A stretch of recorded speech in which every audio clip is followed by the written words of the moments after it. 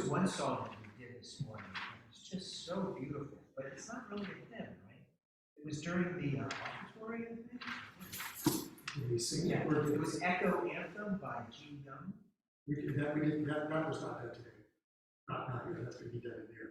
Oh, I wonder what she was playing. Oh, well, she did play the Instrumental. silence. Yeah.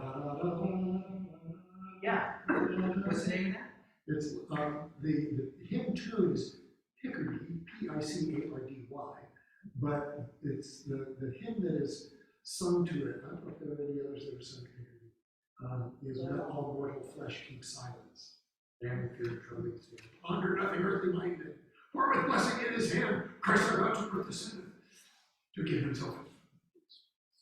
I'm surprised that wasn't sung in the Catholic.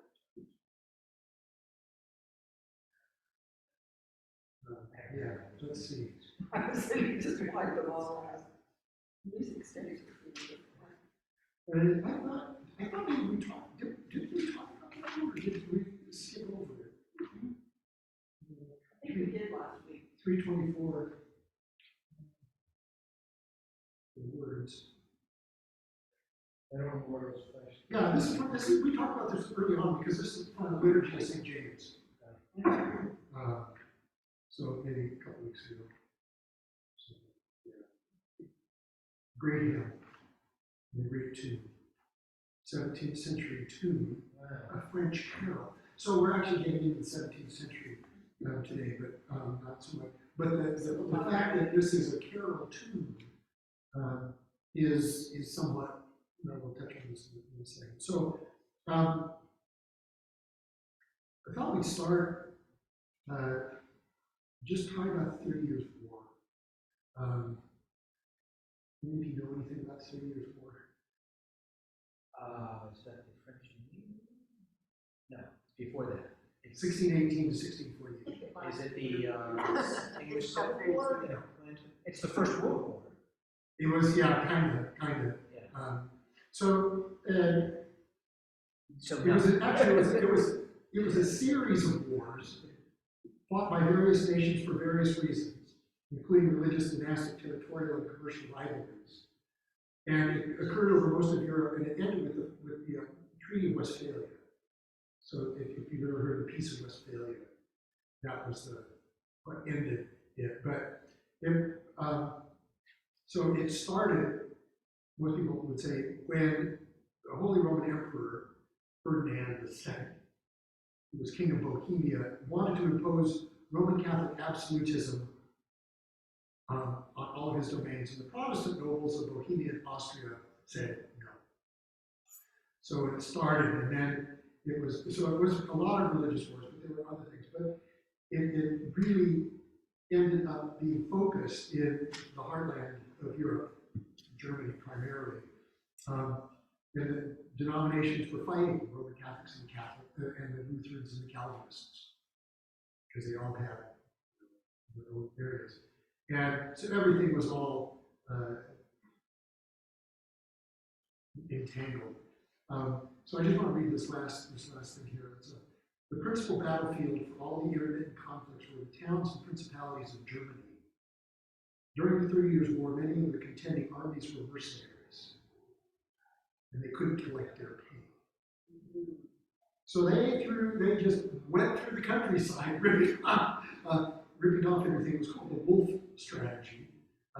They plundered as they marched, leaving cities, towns, villages, and farms ravaged. Balance of power shifted, everything shifted. And the ancient notion of a Roman Catholic Empire of Europe, headed spiritually by a pope and temporally by an emperor, was abandoned. So that's where that Holy Roman Empire stuff went away, was because of this 30 Years' War and the Treaty of Westphalia. So the reason that is important is because some of the music, if you look at the dates of these hymns, where they fell. What's that? I said, I love 158. Yeah. So in the early to mid 17th century. So they come out of the 30 years war stuff. So I don't know which one you want to look at, but which ones you want to look at. So,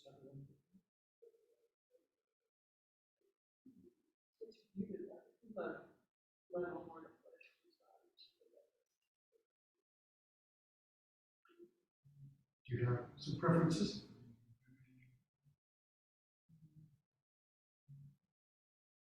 Let's start with 158. Which one? 158, the first one? Oh, holy Jesus, how fast. Johann. I did not look up Johann. I'm sorry. Oh, is it the red? I looked at the red ones. Oh, okay, I was confused. Right, because in my mind, they were probably more familiar to more people.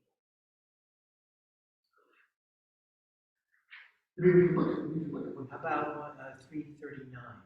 Yeah, that's. Yeah. All right, so Johann Frank.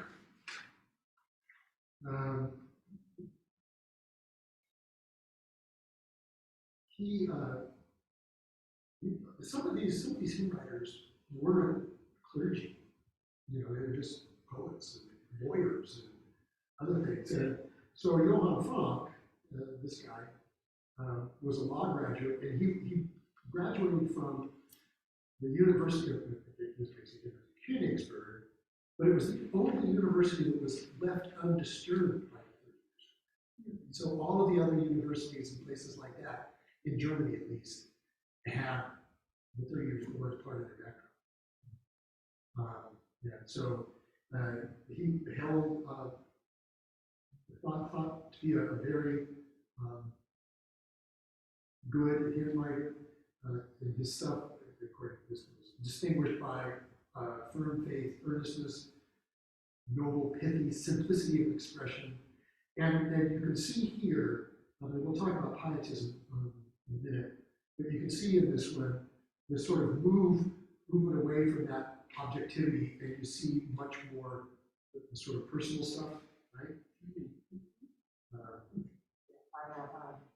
Yeah. Death, myself, my soul, leave the gloomy thoughts, and this is all come into my heart. All of that, that's very much a personal sort of thing. And if you think about this, even against the backdrop of what was going on, I need some gladness in my heart to come and, bring me that stuff, because everything around me is going to hell in a handbasket. Yeah, all the institutions that I had was trusted in before are shattered. So I can't depend on all those external things. Right. So, What brought that about? Was it the Yeah. I mean, if you think about it, the Holy Roman Empire, because the locations of all the different churches, like the power of all the different churches was, I mean, I'm fighting you, and we used to drink beer together, So, yeah.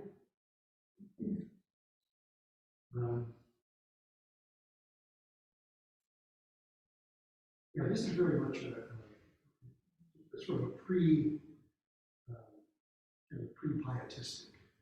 The pietism sort of really shows up it shows up in the 17th century. But, at this point, so you start to see that. When did Puritanism emerge? So the Puritans were about the same time. Yeah. So the Puritans were the English expression, sort of the English expression of Calvinism. So, and they were part of all those crowds that went to the northeastern part of America, right? And the black hats. What was the great description I heard of Puritans? Is that the thing that frightens Puritans the most is the idea that someone somewhere might be happy. So I was, this past couple of weeks, I've been reading the history of the Salem witch trials, and it started, if you you know the story, it's adolescent girls that were acting out Mhm. and the ringleader was Abigail Williams, who was dancing in the forest with the other girls, and that was the sin that they created. And in order to get away from the punishment, they started pointing fingers at them. Boy, oh boy, it just Yeah, those things. But a lot of it came out of the Puritans. Yeah. Anything that maybe Right, right. And so, as I said, you know, that the Puritans did not like any of this Halloween stuff. They didn't like any, of course, with the Reformation, all of the All Saints and all that stuff was not British technology, but what they did was. And so, of course, so in the Northeast, it did in the South, because the South is so well that area and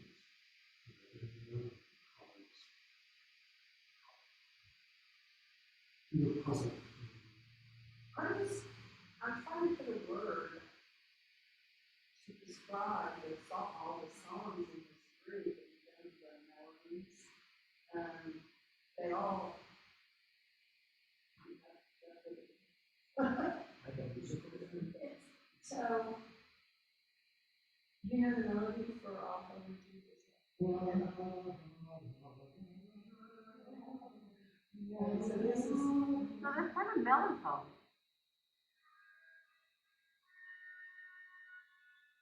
This is different. So this is Deck and Myself, My Soul is That. Are you familiar with that? Sure.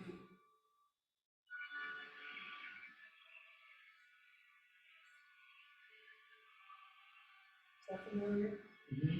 So they all just sort of have that sacred, that this sacred, our sacred head sort of rooted in. Yeah, I think they're melancholy Yeah. songs, Yeah. yeah. Yeah. Because I mean, And they're all my Deck My favorites. Deck My Soul is Glad, this doesn't really sound like a glad hymn. No, Yeah, well, Shmukadi, that myself, you know, came, the melody was 1598 to 1662. You know, what Right in the middle of this? this. No Doggett, 396. and they have sacred head, I mean, Yeah, they're all kind of melancholy, I think. And, well, actually, Johann Kruger wrote Schmuckdiek. Johann Kruger wrote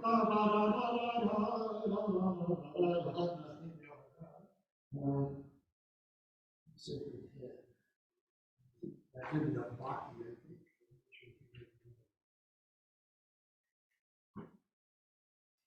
anyway, that's, Hans Leo Hassler, early part of the 17th century. So these chorales, these are all sort of the chorale, okay. that time of that.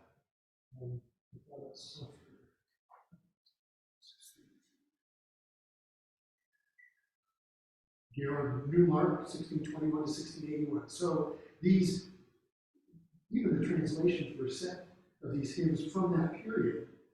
Newmark wrote both of the words and the tune to "If Thou But Trust in God to Guide Thee." Were from that 30 years war period. All these German chorales. So yeah, I mean, that was the. What's that? What does the music term chorale? It's How is it different from a choir? well, chorale. It's the style of music Oh, as opposed to choral, which would be yeah. or a choir. Yeah. What a chorale is, it's you looking at chorale. Good. I didn't look at it. But it is a style of music that was meant to be congregationally sung. I think. Is that what it says? Musical composition or part of composition consisting of or resemble a compromised version of a simple spoken hymn. Yeah, there we go. So there's the harmonization piece of it as well. So But of course, in this hymn, nothing is. oh, they left some of it in there. They left some of it in there. What's going on? Now Thank We All Our God, which we'll probably end up singing in a few weeks around Thanksgiving, right? Interesting thing about that listening. We'll sing the familiar, right? Well, are they? 6397, what's unfamiliar? I think. That's pretty similar, it's in the sense that the harmonies, Harmonized. the two are flat. One's easier to play than the other.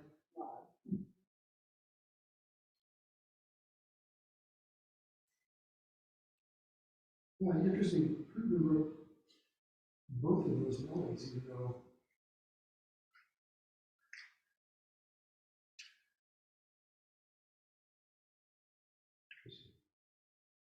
Okay, not the same. yeah, these are kind of the same. Anyway, It's similar. yeah, but this guy, the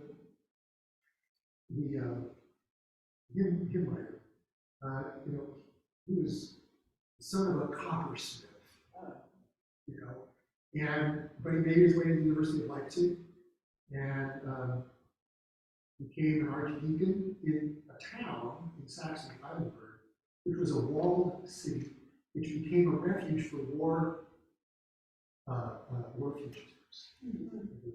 War. And in 1637, got hit by the plague. And Rickert, he says that he buried more than 4,000 people. And the plague was followed by famine. Now, he wrote this hymn just before the plague, but, you know, here you're in the middle of all of this war. And I think we all are God with heart. How do you do that in the midst of all of the horrors that are going on? So it's that focus from our mother's arms has blessed us with countless, still is ours today. Oh, hell is breaking loose all around you. You know, an amazing sort of statement of faith.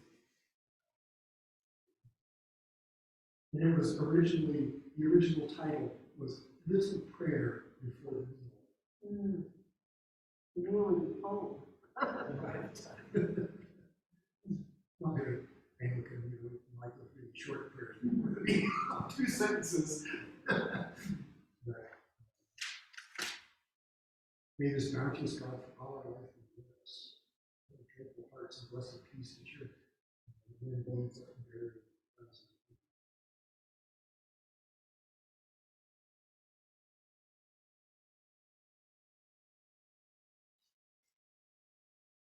But all of these, you know, if you look at the Sacred Hymns for Wounded, yeah, it's different tunes or different words, 168 and 169. That's what I mean.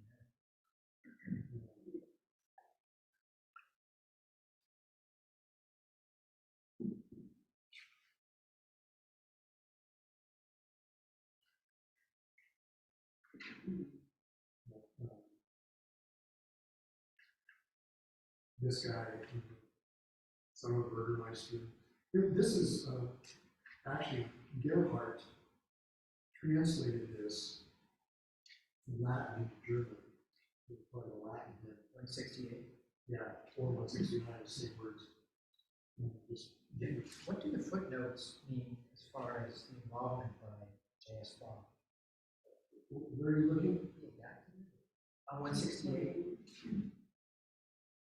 Stanzas 1, 3, and 5 were translated by Robert Seymour Bridges, and stanza 4 by James Bottle Alexander. Is that what you're looking at? No, No, the 168. Johann Sebastian The Bach. music. Oh, yeah, so the tune, if you look at 169, it's the same tune.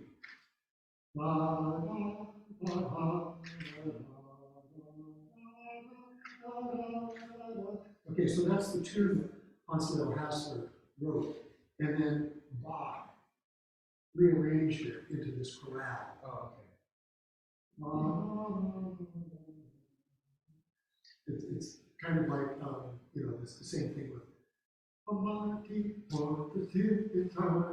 and let's make it sort of four-square chorale. Pa, pa, pa, pa, pa, pa, pa. You know, to make, to harmonize it and do that, that's that chorale Okay, so Bach adapted and harmonized it. And so the 168, 169 related such that the 169 is a simple harmony of it, and 168 is written for And piano or And also organ. different in terms of the. Rhythm. Yeah, yeah. And we only have one set of notes and one stanza. On 169, is that because it's supposed to be sung a cappella? No, I think that, Hostler's version, probably, this is Hostler's version, probably did Oh, not, yeah. was not written to be sung orally. So some of these hymns, and I'm going to just jump a little bit to talk about the Counter-Reformation. So, because the Catholics understood that the Protestants were on something. There was corruption and all this kind of stuff. So they said, well, if we're not going to lose everybody, we've got to reform the church.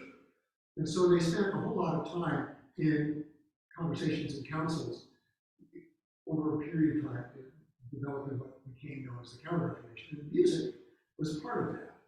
And what they wanted to do is they wanted music to be pious, okay? And so here's one bishop in 1549, so this is well before this time, but you can see where this was leading. I should like, in short, when a mass is to be sung in church, that its music be framed according to the fundamental subject of the words, in harmonies and rhythms apt to move our affections to religion and piety, and likewise in psalms, hymns, and other praises. In our times, they have put all their industry and effort into the composition of fugues. Good old Bach stuff. So that while one voice says Sanctus, another says Sabaoth, still another Gloria Tua, with howling, bellowing, and stammering, so that they more nearly resemble cats in January than flowers in May. Wow. So, and so when you've got some of these popular tunes, that's what they're getting at. That's what this Counter-Reformation is. So they wanted to return this sort of stately choral stuff. All things that are different from the canon, in the Council of Trent, and Trent is when they standardized the Mass, the Latin Mass. And so you'll hear talk about the Tridentine Mass, that's the Mass that comes out of Trent. So all things should indeed be so ordered that the masses, whether they be celebrated with or without singing, may reach tranquilly into the ears and hearts of those who hear them, when everything is executed clearly and at the right speed. In the case of those masses which are celebrated with singing and with organ, let nothing profane be intermingled, but only hymns and divine praise. So none of this taking songs that were being sung in taverns and putting other words to them. The whole plan of singing the musical modes should be constituted not to give empty pleasure to the ear, but in such a way that the words may be clearly understood. They shall also banish from church all music that contains, whether in the singing or in the organ playing, things that are lascivious or impure.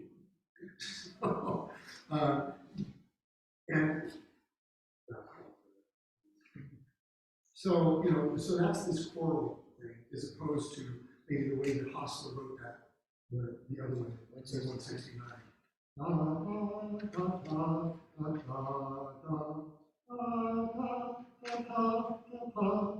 the other thing too is that people in the hymns wouldn't be the music. So they don't want to make difficult rhythms like that to follow. They're going to make it if it's easier to sing. Yeah. If you don't have music. It's the same tune. Yeah, they just. But if you look at any of these, you can see that this sort of quality of that rhythm in the chorus, those sacred hymns. This sort of, these are not hymns that are light. These are not all things bright and beautiful. Nature is great and small. And even the music, as you put it, is that sort of melancholy, somberness to it. And you're right, they are great. especially if they got harmonized by Bach or something like that. That helped a lot. If you look at 635, that's all about, I know the world is blowing up, but God will be okay. Essentially. 635. There you choose evil days. Yeah. He'll give you strength whatever betides you. And who trusts in God's unchanging, builds on a rock that nothing can move. The whole world is going to hell in a handbasket. People are dying all over the place. But if you sing, pray, and keep his ways unswerving, so do thine own part faithfully. And trust his word, though undeserving, thou shalt yet find it true for thee. God never yet forsook in thee the soul that trusted him in thee. Yeah? So these are just filled with that sense of trust in the midst of all this other stuff that's going on. So as you sit down and sing a hymn, to go down and look at the bottom and say, when was this written? What was going on? What are you listening to?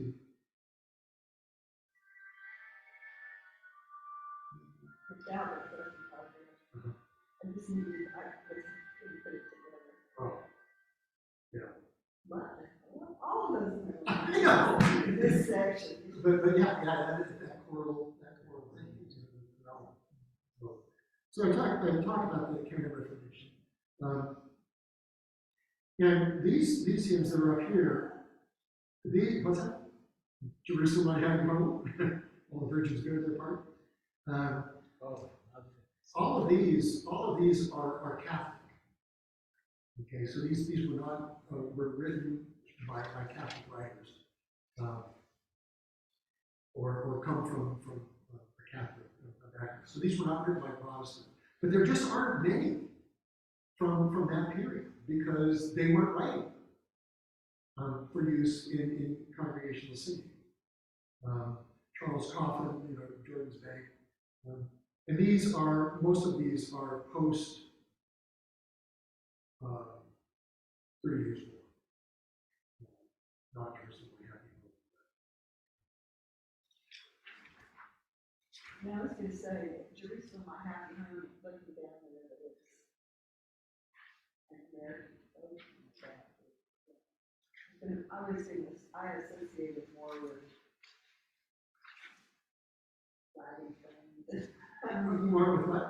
Like the Old West, and it seems like a theme song from movies or something. Oh, well, yeah, Modern. but it's set to that Land of Rest. I mean, that's set to, at least for us, set to American tune. The author is FBP. Nobody knows anything about who FBP was for Jerusalem I Have Home 620. But it was written in the latter part of the 16th century, around 1583. And it was thought to have been written by a Catholic priest who based the lyrics on texts of St. Augustine. And that's about all we know, other than it was sort of a Catholic in this sort of post-Reformation time.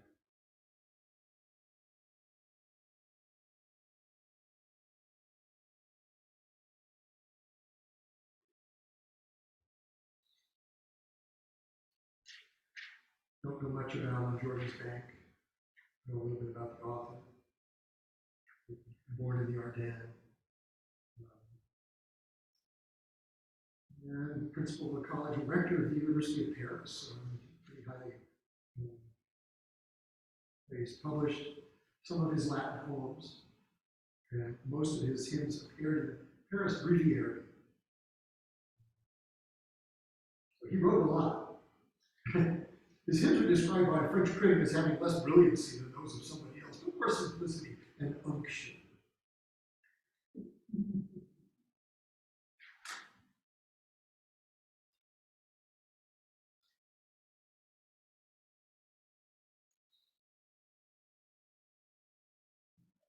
On the opposite of 620, 621.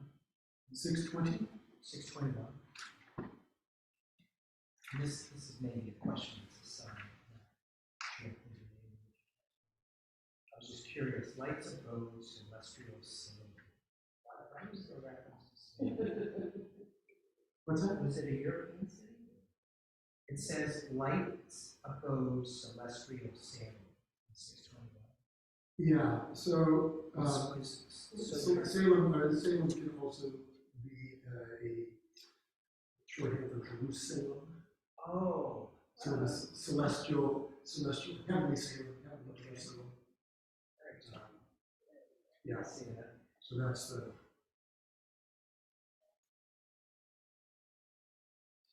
There no cloud or passing vapor dims the brightness of the air. Yeah, this is all about heavenly Jerusalem. With that 15th century Latin.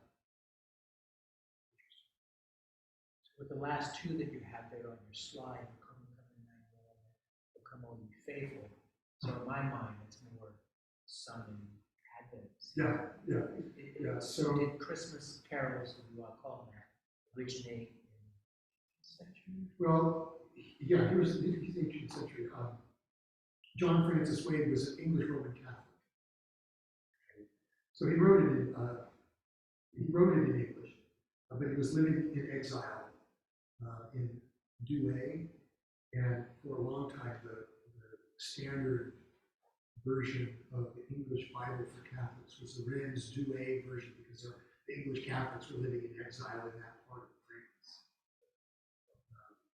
So he wrote this, all the 6 earliest manuscripts of the hymn are all in his hand. He wrote them all. We've got manuscripts from 1740 to 1740. Oh, I guess he wrote them in Latin, but he was an English-speaking Catholic. And then, so he wrote 4, and then subsequent verses were added by some other folks. But they all have the same tune. It's just that the original tune was in triple rhythm. Oh, come,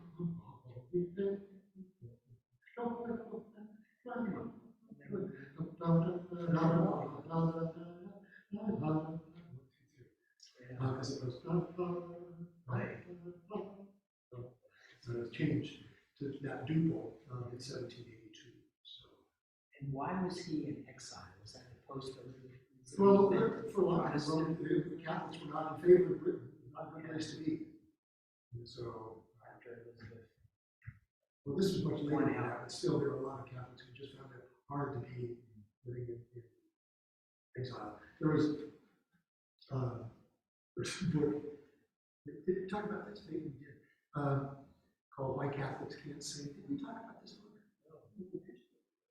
Mentioned it. Yeah, because the Irish couldn't sing, because the Irish Catholics couldn't sing, because they were afraid of the Brits.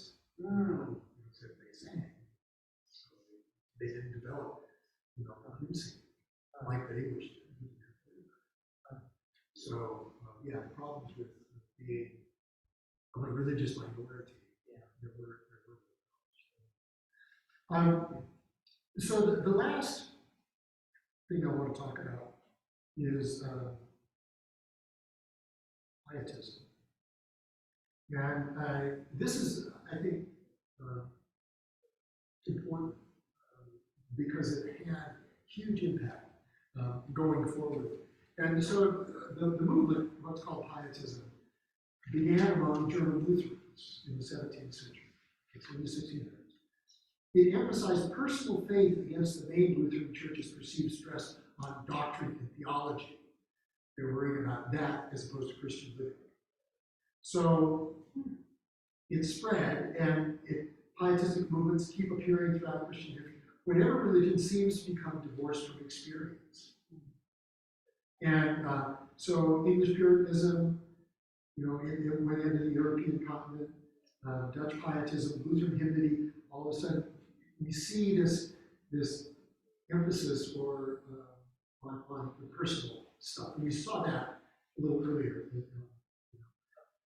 So one of the founders was this guy named Spener, and he became distressed by the degeneracy and absence of piety in Frankfurt. And so he established what they call collegia pietatis, assemblies of piety. where Christians met for devotional reading and spiritual exchange. So not this remote thing. And you could argue that Francis did this. St. Francis, he wanted to bring it down, bring things down from on the high. And so this happened, and we'll see this when we look at some of these hymns, you'll see this in the hymns. But the Methodists were pietists. They were Wesleys were sort of reacting, I say rebellion, but reacting against this sort of staid Anglicanism, and they wanted something that was a little more internal, and so they organized their conventicles and their meetings and their chapels. And so the Methodists, and then modern American evangelicalism is a lot the same. So the emphasis is more internal, more personal, less remote, less theological. I would say less theologically sound, but more in the heart than the head. yeah. So it continues, and we have it. We still have it. There was an article that came out a while back, and it was on the music that gets sung at megachurches, Protestant megachurches, and most of it comes out of 4 megachurches. They're the ones that have the money and the staff, and they all kind of sound alike. And if you go back and look at all of these, this is what your article argued. If you go back and look at all of the theology of all of them is pretty much me-based. What is this going to do for me? Like K-Love. No, go ahead. Are you familiar with K-Love? Yeah. Station? Yeah, all those songs have almost the same melody, same theme, same premise. Yeah. And they're coming from the same 4 churches, basically. And so, yeah, and so you hear that, but you see that in some of these pietistic hymns. We need to change that in order to, if you stop and think, if you look at that theology, if that's what you want to call it, and look at the impact of that.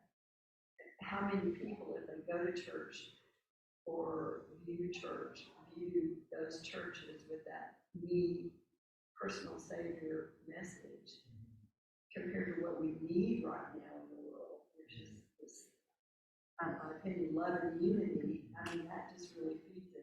I think music really makes us internalize things. It doesn't sit well.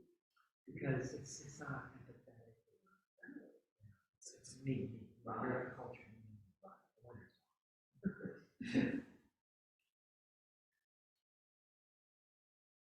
Any of these, the 2 Oh, they're all familiar. What's it? You're looking at these. Yeah. They're all. Sing praise to God. And what we said that last week.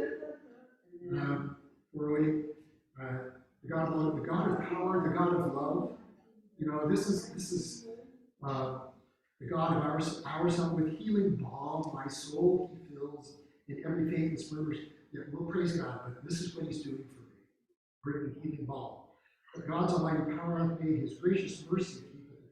One glory, His watchful eye does see. But this is what He's doing, what God is doing for us. It's bringing within the kingdom of His all is just, all is right. There's this sense that it's. We need to push our music back out there. Well, what you just said, and then what Gary said earlier about that's the hymn that we had last week. I'm curious, how do hymns get into the liturgy? Is this something that's done at the parish level, or is it national? Are all our churches singing the same hymns, or is it more locally driven? No, they might. So it can happen in all sorts of ways. I would say, at least among Episcopalians, this is where I've been involved with. Whoever is going to be in charge of the hymns, theoretically, that's the rector's job to sort of give the final approval. I let Connie give me some suggestions. She'll give me 6 or 8. But there are books that will look at the lessons of the day, and then they'll say in the hymnal, here are the hymns that might match up well with these lessons. Okay, okay. And so, Yeah, I've noticed that. Yeah. yeah, and so it's not, but there might be for today, let's say, there might be 30 hymns that you could choose from. Sure. And some of them might be 16th century chorales, and some of them might be things that would show up in the psalm. And they're different for the morning service versus the evening. What we do here At the 7:45. versus They're usually the same. They might be different. Sometimes we will do fewer verses.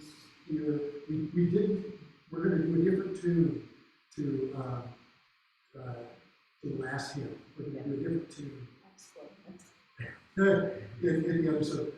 Because I think it's good to know the different tunes, so just by the words didn't match. I made a judgment call this morning saying, I don't think we're going to have a whole lot of people, so let's use the more familiar tune. And Connie said, so so I have the final say, but like I say, Connie will choose that. And sometimes I will choose something and she'll say, we never sung that. And I'll say, well, we'll sing it this time. Just because we haven't sung it here doesn't mean that people don't know. I think I have to say, we're really fortunate here in that Mary knows music and Connie's really good at it. I mean, like you said, there are many hymns to choose from in those situations, but she's also good at pulling out a certain aspect of that message that also pulls it. Anyway, my bottom line is we're fortunate in that we have three, including Marge, people who are really good at putting the music with the service, the rest of the service, the readings and everything. I've certainly been in churches where they're not as good at doing that. Yes. But here, sometimes it's just, to me, amazing It works, yeah. how everything is just like right, spot on. This is the message. It all comes together. Yes. I love the liturgy of this parish because, like you say, it starts with the lessons, and then you have the hymns that go, there's some echoing going on, and then the readings, and then you have the homily, oftentimes referring back to one of the things that we just read. Sure. And I was going to say, well, maybe not say. I came from a parish down in Castle Rock that rector was always off. Oh, He never talked about the lessons. the lessons. Yeah, and then the music too. no doubt. Then you ring the bell. So, yeah. Anything else you want to talk about any of these hymns? Like I say, it's maybe in the back of every hymnal they should have a timeline of what's going on in the world at this point, or in Europe, or where this hymn was written. It takes a lot to sort of write up hymn blurbs for the bulletin, but sometimes they're really helpful. There's one hymn tune that's called Michael. Is it?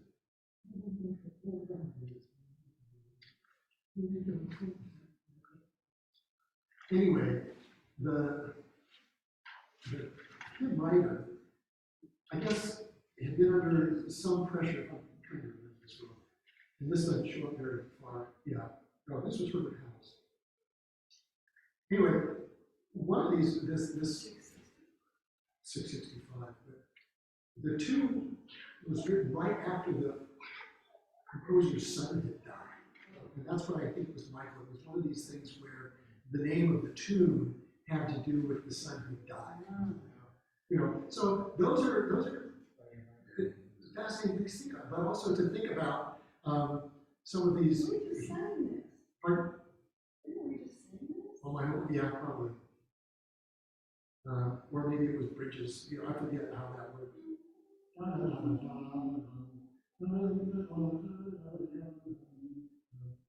Yeah. But just to know some of this background makes a huge difference. If you're singing a hymn, oh yeah, this was written during the 3 Years' War. Or, this comes out of this particular period of our history. We certainly won't contribute into them soon. But to hear some of the stuff that we were singing this morning, real social gospels. And if you look at the dates of when those were written, that was when the social gospel was big in this country. And say, no, I think those were not hymns that would have been written in the 17th century. So it's not just loud humming test tubes, that kind of stuff. But it's just, these other guys say, oh, okay, well, that's where this comes from. Oh, I love it. It's helpful to look at. I just think it's keep those sorts of things. So do you want to talk about carols in Advent? I would. See, here's the What's that? Yeah, But I would watch it. here's the book. I would talk about the carols that I've already written. Are you proud? Let's do it. You don't have to add to your list. No,